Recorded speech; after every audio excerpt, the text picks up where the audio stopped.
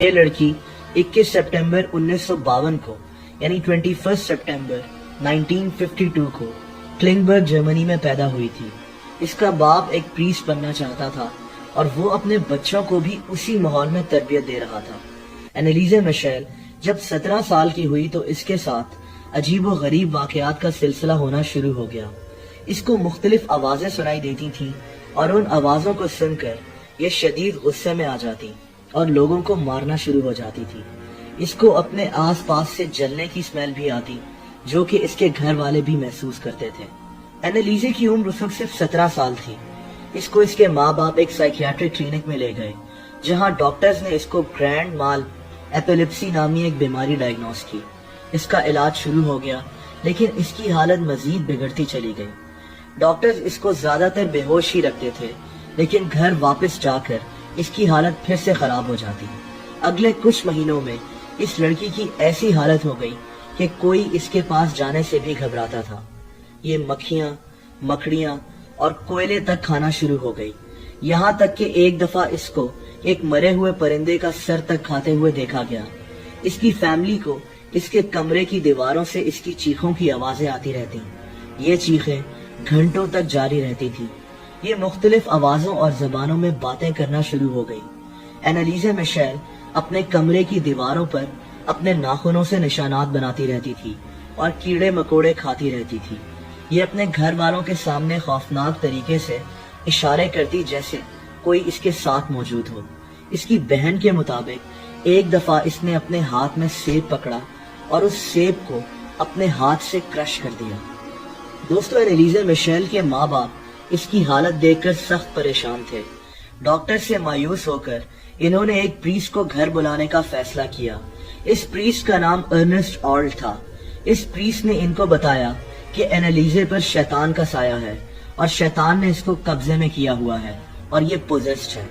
Priest نے کہا کہ کوئی بھی ڈاکٹر اینالیزا کا علاج نہیں کر سکتا۔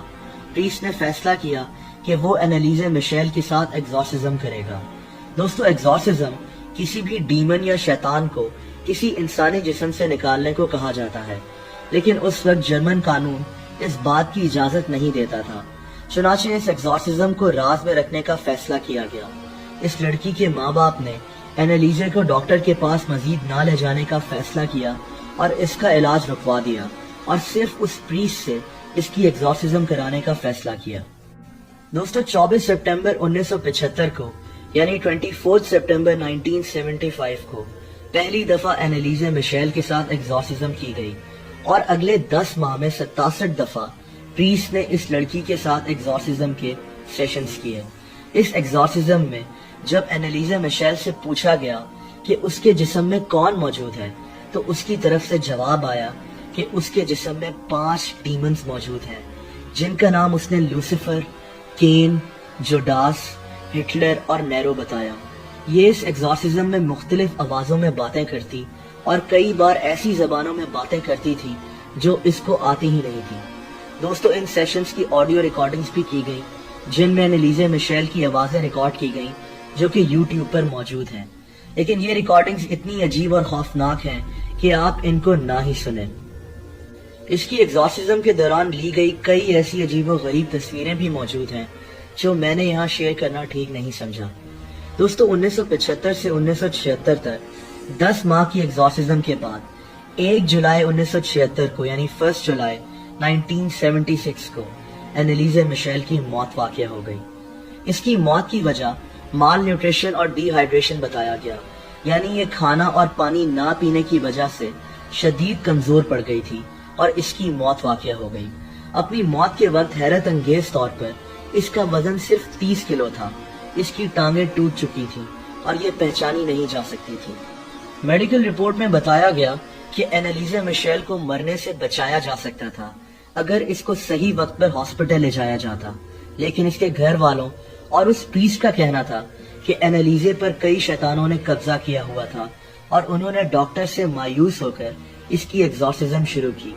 دوستو، 30 مارچ 1978 کو یعنی 30 مارچ 1978 کو اینالیزا کی فیملی اور اس پریسٹ کے خلاف عدالت میں کیس شروع ہو گیا۔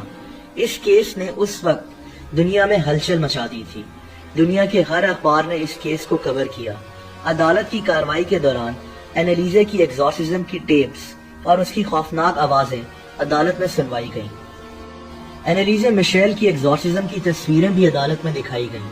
اینالیزا کے ڈاکٹرز نے عدالت میں آ کر گواہی دی کہ اینالیزا بیمار تھی اور اس کی موت کو بچایا جا سکتا تھا، لیکن ایک ڈاکٹر نے عدالت میں ایک انتہائی عجیب بات بتائی، اور وہ یہ کہ ایک دفعہ جب وہ اینالیزا کو انجیکشن لگا رہا تھا تو اینالیزا نے اس کو دیکھ کر مسکرایا اور کہا کہ شیطان پر کوئی انجیکشن اثر نہیں کر سکتا۔ دوسری طرف پریسٹ اور اینالیزا کے ماں باپ دونوں